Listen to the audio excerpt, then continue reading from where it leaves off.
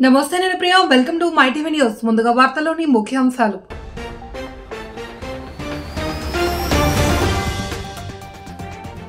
ముఖ్యమంత్రి చంద్రబాబు అధ్యక్షతన కేబినెట్ భేటీ 14 అంశాలపై చర్చించి ఆమోదం తెలిపినట్లు మంత్రి పార్థసారథి వెల్లడి.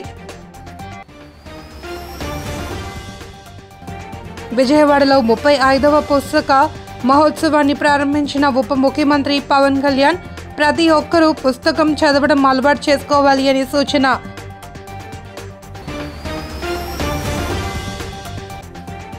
రానున్న గోదావరి పుష్కరాలకు రాజమండ్రి నగరపాలక సంస్థ విస్తృత ఏర్పాట్లు ప్రణాళికాబద్ధంగా పనులు చేపడుతున్నట్లు కార్పొరేషన్ కమిషనర్ కేతన్ గార్గ్ వెల్లడి. ఏపీ కేబినెట్ సమావేశం కీలక నిర్ణయాలకు ఆమోదముద్ర వేసింది. ముఖ్యమంత్రి చంద్రబాబు అధ్యక్షతన మంత్రివర్గ సమావేశం రాష్ట్ర సచివాలయంలో జరిగింది. ఈ సందర్భంగా 14 అంశాలపై చర్చ జరగగా అన్నింటికీ ఆమోదం వ్యక్తం చేసింది. ముఖ్యంగా రాష్ట్ర పెట్టుబడుల ప్రోత్సాహకాల బోర్డు తెలిపిన 182,162 కోట్ల పెట్టుబడులకు గ్రీన్ సిగ్నల్ ఇచ్చింది.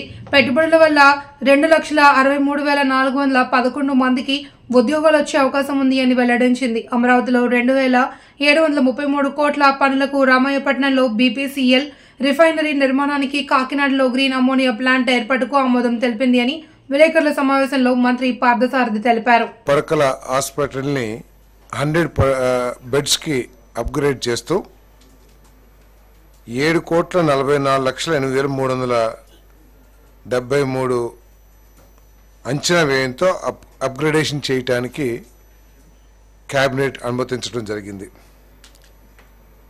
దీని మూలంగా అదనంగా 191 పోస్టులు డాక్టర్స్ కానివ్వండి, లేదా పారామెడికల్ స్టాఫ్ కానివ్వండి, 191 మందిని మంజూరు చేయటం జరిగిందని చెప్పేసి మనం చేస్తాను. దీంట్లో ఏమిటంటే 7,44,00,000లో 90%, నాకు తెలిసి 90% అనుకుంటాను, కేంద్ర ప్రభుత్వం భరిస్తుంది. కేవలం 10% 10 or 15% రాష్ట్ర ప్రభుత్వం భరిస్తుంది. దీని మూలంగా ఏంటంటే మెరుగైన వైద్య సేవలు, వసతులు అన్నీ కూడా అక్కడ ప్రజలకి అందుబాటులోకి వస్తాయని చెప్పేసి నేను మనవి చేస్తాను. ఎందుకంటే అడిషనల్గా ఆపరేషన్ థియేటర్స్ ఇవన్నీ కూడా 7:1 నిష్పత్తిలో, ఇందాక ఏదైతే 7,44,00,000 చెప్పానో 7:1 నిష్పత్తిలో, అంటే 6.51 కోట్లు కేంద్ర ప్రభుత్వం అంటే ఈఎస్ఐ కార్పొరేషను, 93 లక్షలు రాష్ట్ర ప్రభుత్వం పెట్టుబడి పెడుతుంది. 2,723.02 కోట్ల విలువైన 2 ఇంజనీరింగ్ పనుల్ని టేకప్ చేయటానికి ఈరోజు మంత్రి మండలి ఆమోదం తెలిపిందని చెప్పేసి మనం చేస్తాను. ఈ వర్క్స్ని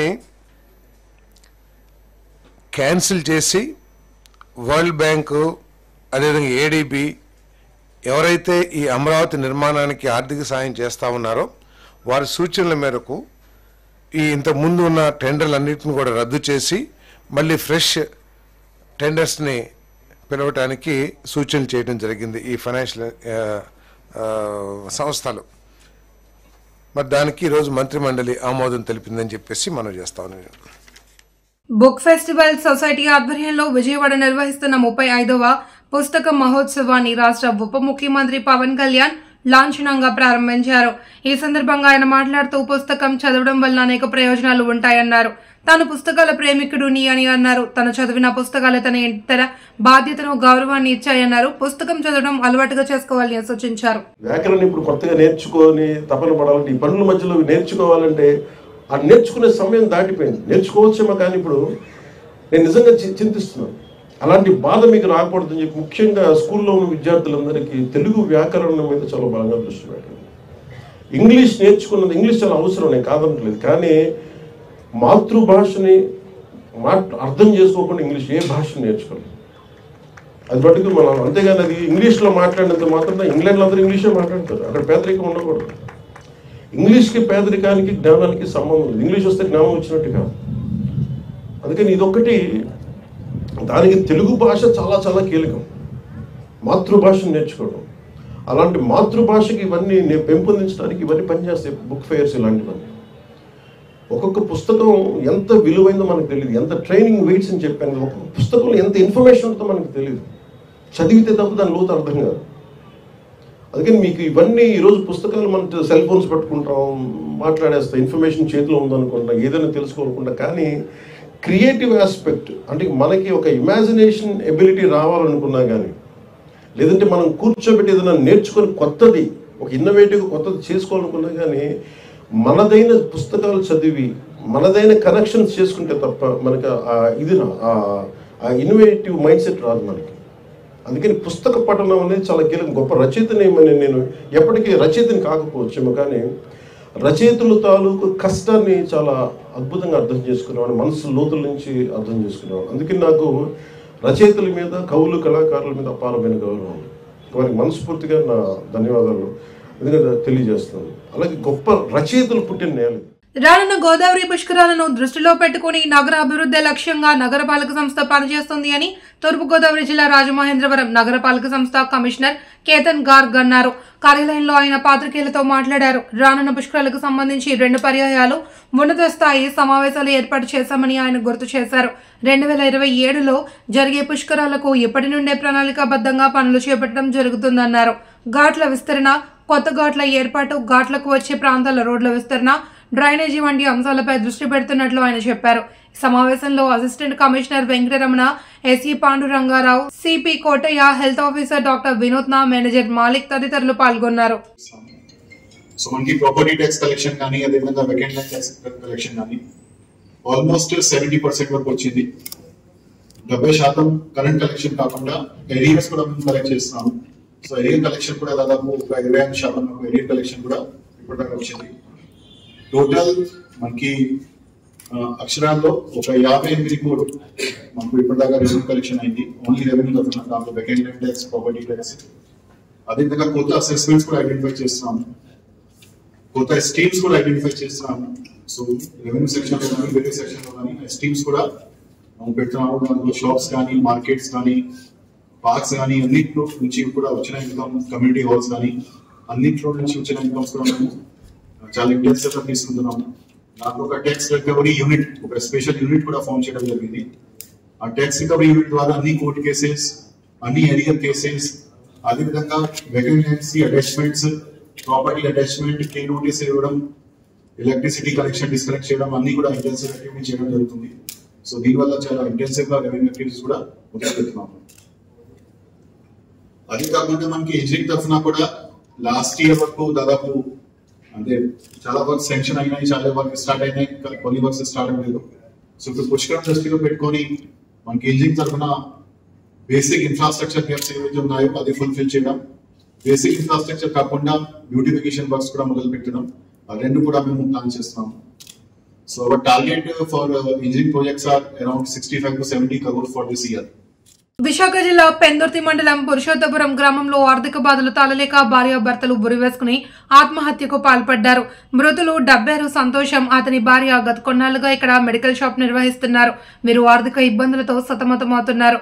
ఈ తరుణంలో ఆర్థిక ఇబ్బందులు భరించలేక ఇంట్లోనే ఆత్మహత్యకు పాల్పడ్డారు. పెందుర్తి పోలీసులు కేసు నమోదు చేసి దర్యాప్తు చేస్తున్నారు. మాకు మార్నింగ్ 7:30 కల్లా మాకు ఫోన్ కాల్ వచ్చింది. 112 కాల్ చేశారు. ఇలా పురుషోత్తపురంలో ఒక ఇంట్లో భార్యాభర్తలు హ్యాంగింగ్ చేసుకున్నారని 112 కాల్ అంటే అమ్మాయి వాళ్ళ ఫాదర్ ఫోన్ చేశారు. అతను నిన్నటి నుండి ఫోన్ చేస్తుంటే ఫోన్ లిఫ్ట్ చేయలేదని అతను గాజువాక నుండి వచ్చారు. వచ్చి ఇక్కడ లోకల్ సపోర్ట్తో డోర్ని గట్టిగా నెట్టితే లోనికి ఎడ ఊడిపోయింది. లోనికి వెళ్ళి చూడగా 2 హ్యాంగింగ్ చేసుకున్నారు. అతను 112 కాల్ చేశారు. అతను ఇద్దరు లవ్ మ్యారేజ్ చేసుకున్నారు. 6 years అయింది మ్యారేజ్ అయ్యి. తనకి 6 years మ్యారేజ్ అయిన తర్వాత 10th వరకు పిల్లలు లేరు, ఫైనాన్షియల్ ప్రాబ్లమ్స్ కూడా ఉన్నాయి. దానివల్ల చేసుకుని ఇబ్బంది వచ్చని వాళ్ళ అమ్మాయి వాళ్ళ ఫాదర్ చెప్పారు. ఫాదర్ ఏమైనా ఉంటే వెరిఫై చేస్తారు. ఏజ్ ఎంత ఉంటుంది? 30, అబ్బాయికి 35 ఉంటాయి, అమ్మాయికి 27, 26. సంతోష్, అతనికి డబ్బేరు సంతోష్, దీని పేరు సంతోషి శ్రీ. వాహనాలు తనిఖీ చేస్తున్న పోలీసులను పైనుంచి దూసుకెళ్లింది ఓ కారు. ఈ ఘటనలో 2 కానిస్టేబుళ్లు తీవ్రంగా గాయపడ్డారు. న్యూ ఇయర్ వేళ కాకినాడలో జరిగిన ఈ ఘటన స్థానికంగా కలకలం రేపింది. కిల్లంపూడి మండలం కృష్ణవరంలో మంగళవారం రాత్రి జాతీయ రహదారిపై పోలీసులు వాహన తనిఖీలు చేపట్టారు. సిఐవైఆర్ శ్రీనివాస్, కిల్లంపూడి ఎస్ఐజి సతీష్ లు కానిస్టేబుల్స్ తో కలిసి వాహనాలు తనిఖీ చేస్తుండగా అర్ధరాత్రి సుమారు 1:30 సమయంలో విశాఖ నుండి రాజమండ్రి వెళ్తున్న కారును ఆపగా రోడ్డు పక్కకు తీసుకున్నట్లుగా నటించి డ్రైవర్ ఒక్కసారిగా వాహనాన్ని ముందుకు పోనివ్వడంతో కారు ముందు నిల్చున్న 2 కానిస్టేబుల్ కు తీవ్ర గాయాలయ్యాయి. ఉత్తరప్రదేశ్ కు చెందిన కారును రాజనగరం సమీపంలోని కెనాల్ రోడ్ లో వదిలి డ్రైవర్ పరారయ్యాడు. దీనిపై పోలీసులు కేసు దర్యాప్తు చేస్తున్నారు. కర్ణాటకలోని హోసూరు బెంగళూరు జాతీయ రహదారి బొమ్మసంద్ర పారిశ్రామిక వాడలో భారీ అగ్ని ప్రమాదం చోటు చేసుకుంది. 1000 మందికి పైగా కార్మికులు పనిచేస్తున్న గార్మెంట్స్ కంపెనీలో షార్ట్ సర్క్యూట్ వల్ల అగ్ని ప్రమాదం సంభవించినట్లు సమాచారం. 7 అగ్నిమాపక వాహనాలతో అగ్నిమాపక సిబ్బంది మంటలను ఆర్పే ప్రయత్నం చేశారు. కోట్ల విలువ చేసే దుస్తులు అగ్నికి ఆహుతైనట్లు తెలిసింది. ప్రాణ నష్టం ఏమీ లేకపోవడంతో యాజమాన్యం ఊపిరి పీల్చుకుంది.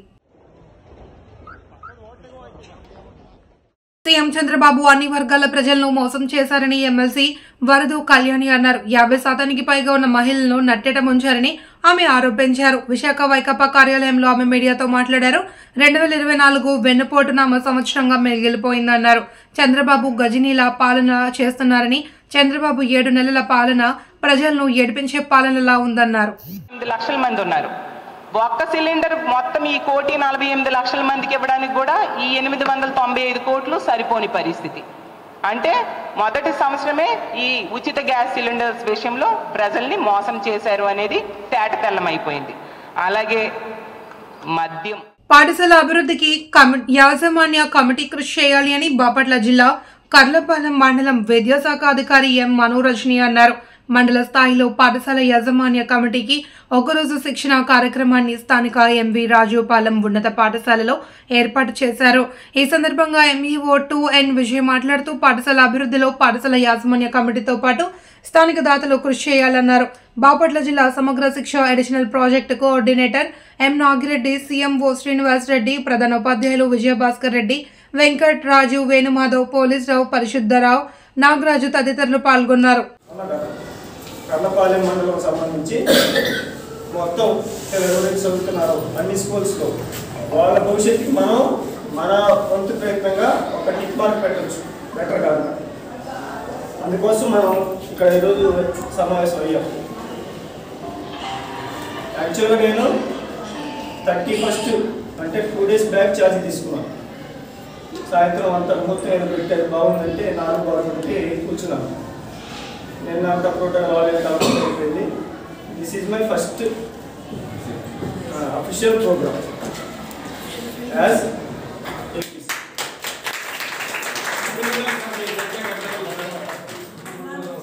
ఎందుకు ప్రత్యేకంగా మళ్ళీ కరెక్ట్ గా స్కూల్ ఎగ్జిబిషన్ ఉంది ప్రోగ్రాము. చిత్ర పరిశ్రమకు విశాఖ అనువైన ప్రదేశమని, ఇక్కడ ఏ చిత్రం షూటింగ్ జరిగినా 100% సినిమా విజయవంతం అవుతుంది అని AP state Telugu film TV industry employees federation అధ్యక్షుడు భూపతిరాజు శ్రీనివాసరాజు అన్నారు. లలిత క్రియేషన్స్ బ్యానర్ పై మద్దాల అప్పన్న నిర్మిస్తున్న ప్రొడక్షన్ నెంబర్ 1 సినిమా విశేషాలను చిత్ర యూనిట్ తో కలిసి భూపతిరాజు వివరించారు. ఇది సందేశాత్మక చిత్రమని, అన్ని వర్గాలను ఆకట్టుకుంటుందన్నారు. చిత్రానికి కథ, మాటలు, స్క్రీన్ ప్లే డైరెక్టర్ గా వ్యవహరిస్తున్న బి రాము హిందీలో హీరోగా నటిస్తున్నట్లు తెలిపారు. సమావేశంలో మ్యూజిక్ డైరెక్టర్ చరణ్, అర్జున్ కుమార్ తదితరులు పాల్గొన్నారు.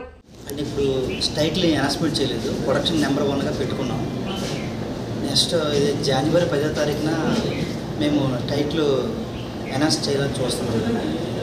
కానీ లలిత శ్రీ క్రియేషన్స్ పైన నిర్మాత గారైనటువంటి మద్దాల అప్పన్న తర్వాత డైరెక్టరు బీరామ్, నేను ఇందులో యాక్టర్గా చేస్తూ నాకు అవకాశం ఇచ్చినటువంటి మా సార్ అప్పన్న గారికి, తర్వాత ఈ మూవీ మ్యూజిక్ డైరెక్టర్ ఎవరంటే చరణ్ అర్జున్ గారు.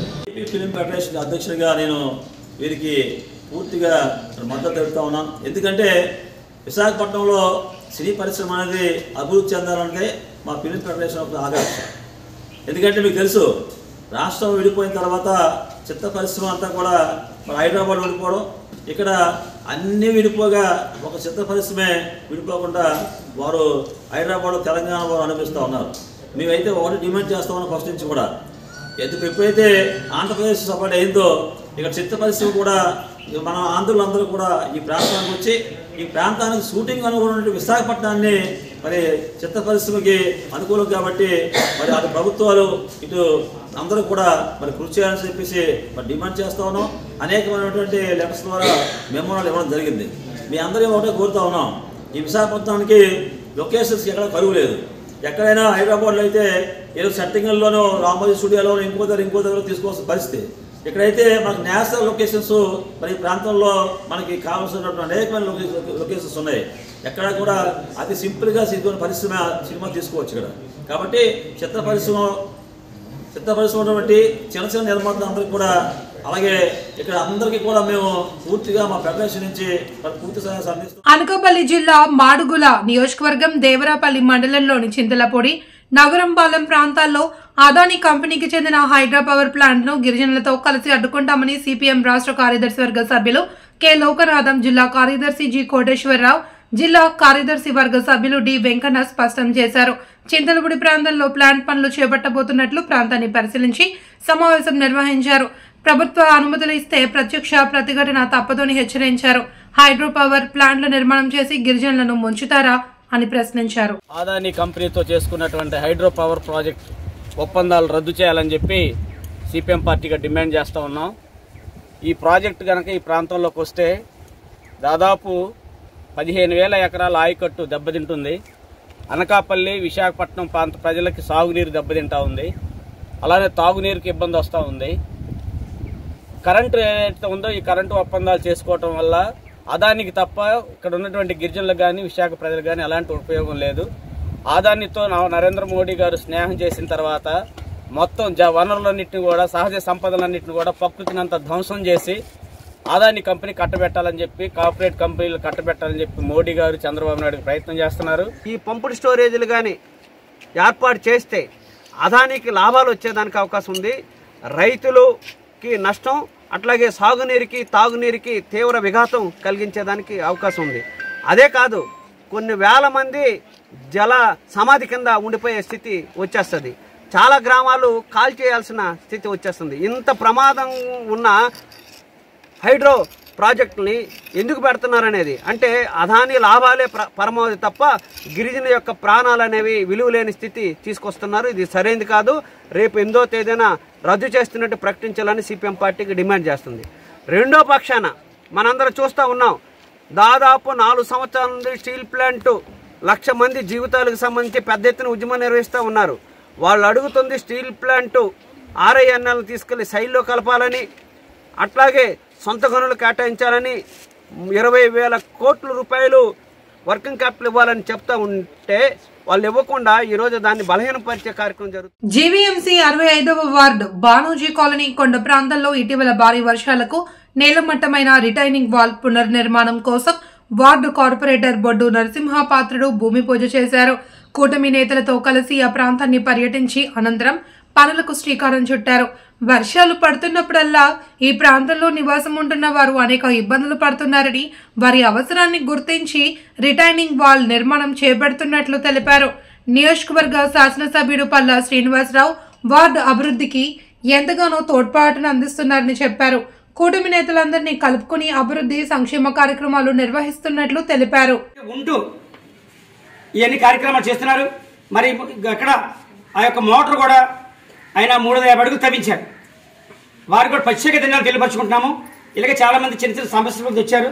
దానికి ఇక్కడ అసలు ప్రమాదం జరగలేదు తప్ప వస్తువులు సామాన్లు అన్నీ పోయాయి. వాళ్ళ అమ్మ అప్పటి వరకు ఆ క్షణాలు అక్కడ ఉన్నదని, ఇంత పెద్ద గోడ పడిపోయి కూడా వాళ్ళకి ప్రమాదం జరగలేదంటే అది శివయ్య గారు ఆశీర్వాదాలు అనుకోవాలి. ఎందుకంటే ఇంతమంది కష్టాలు చూసి వెంటనే తను స్పందించి మూర్తి గారు ఇది తెలుగుదేశం ఇది వైఎస్ఆర్ కాకుండా ఆయన మనసుతో పెట్టి ఈ పని చేయించి, ఎందుకంటే అనుకోవడానికి స్పందించి వెంటనే పని చేసాం. గోడ నిర్మాణం గురించి ముందుకొచ్చిన మూర్తి గారికి ధన్యవాదాలు తెలుపుకుంటున్నాను. ఆ గోడ నిర్మాణం చూపించిన తర్వాత కొన్ని కార్యక్రమాలు చేయాలి సార్ మీరు. ఎందుకంటే మాకు కొండ మీద ఉంటున్నాము. ఇప్పటికి వచ్చి ఎవరు కూడా వార్డు ప్రెసిడెంట్లు అవనివ్వండి, ఎవరైనా సరే నెల రోజులు ఏకదాటిగా వర్షం పడినా సరే కొండవాళ్ళ ప్రాంతంలో ఉన్నారు. ఆ ప్రజలు ఎలా ఉన్నారో ఏమి తెలుసున్నారో కానీ ఎవరు కూడా పట్టించుకోలేదు సార్. మున్సిపల్ ఆఫీస్లో అధికారులతో మాట్లాడి దానికి కావాల్సిన ఎస్టిమేషన్ వేయించి డబ్బులన్నీ సమకూర్చి 3 నెలలు టైం పట్టినా సరే కానీ మనకి ఆయన ఇంట్రెస్ట్ చూపించి 2-3 సార్లు క్యాన్సిల్ అయిపోయింది అది. అయినా సరే ఆయన ప్రెస్టేజ్ తీసుకొని ఈ గుడికి ఏదైనా చేయాలి, ఒక కార్యక్రమం చేస్తే స్థిరస్థాయిగా ఉండాలనే ఉద్దేశంతో ఆయన గోడ కార్యక్రమాన్ని మనకి శాంక్షన్ చేయించారు. మంచి కార్యక్రమం. ఈరోజు ఈ గోడ నిర్మాణం కొరకు ఈ వర్షం వల్ల గోడ పడిపోయి ఒక కిందనున్న ఇళ్ళలన్నీ ఇబ్బంది పాలవుతున్నాయనే ఉద్దేశంతో ఈ కమిటీ పెద్దలందరూ చెప్పడం, ఆ రోజు అధికారులతో వచ్చి పర్యటన చేసిన తర్వాత ఇది ఖచ్చితంగా కమిటీ వారు కానీ లేకపోతే గ్రామంలో మనం డబ్బులు వేసుకొని కట్టడం అంటే చాలా ఎక్కువ అమౌంట్ అయిపోద్ది. మీరు ఆ సాహసం చేయకండి, గవర్నమెంట్ నుంచే నిధులు తెచ్చి కట్టేద్దామని చెప్పేసి చెప్పడం జరిగింది. కారణం ఏంటంటే మనం కట్టామనుకుంటే ఏదో తక్కువ డబ్బులతో కడితే మళ్ళీ రేపు ఉదయం ఆ ఇంటికి మళ్ళీ ఏదో కారణంతో మళ్ళీ అది ఇరిగిపోయి ఇంటి మీద పడడం లేకపోతే ఏదో ప్రాణ నష్టం జరగలేదు కాబట్టి మనం ఈరోజు ఇలా మాట్లాడుకుంటున్నాం. అదే ప్రాణ నష్టం కానీ జరిగితే మనం ఎవరైనా తిరిగి తీసుకురాలేని పరిస్థితి కాబట్టి ఇలాంటి గోడ నిర్మాణాలు ప్రతిష్టంగా గట్టిగా కట్టే పరిస్థితి తేవాలి తప్ప ఏదో టెంపరీగా కట్టకూడదనే ఉద్దేశంతో ఆ రోజు స్థానిక శాసనసభ్యులు పల్లా శ్రీనివాస్ గారి దగ్గరికి వెళ్ళి ఇది ఎమర్జెన్సీ వర్క్ చేయించాలనే ఉద్దేశంతో ఆయన కూడా ప్రజల కష్టాలు తెలిసే మనిషి కాబట్టి వెంటనే స్పందించి ఆయన కమిషనర్ గారితో మాట్లాడి ఇది ఇమ్మీడియట్గా కట్టించాలనే ఉద్దేశంతో ఆయన పెట్టేసి ఇవ్వడం. ఈరోజు ఖచ్చితంగా ఆయనే శంకుస్థాపనకు రావాలి. నిన్న జనాలు రాలేకపోవడం వల్ల ఇది ఆపొద్దు, ఇది ఎమర్జెన్సీ వర్క్ కాబట్టి మీరు వెళ్ళి శంకుస్థాపన చేసి చెప్పడం ఆదేశాల మేరకు నేను ఈరోజు ఈ శంకుస్థాపన రావడం జరిగింది. వార్తలోని ముఖ్యాంశాలు.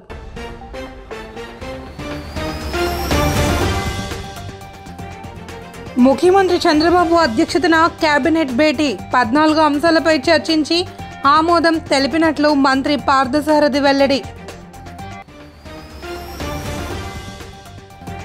విజయవాడలో 35వ పుస్తక మహోత్సవాన్ని ప్రారంభించిన ఉప ముఖ్యమంత్రి పవన్ కళ్యాణ్ ప్రతి ఒక్కరూ పుస్తకం చదవడం అలవాటు చేసుకోవాలి అని సూచన.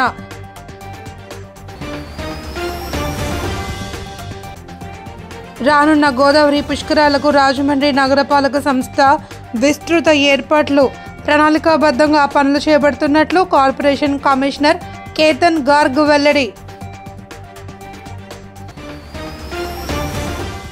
ఈ వార్త ఇంతటితో సమాప్తం. మళ్ళీ మరొక బులెటిన్లో కలుద్దాం. చూస్తూనే ఉండండి my TV news for more updates.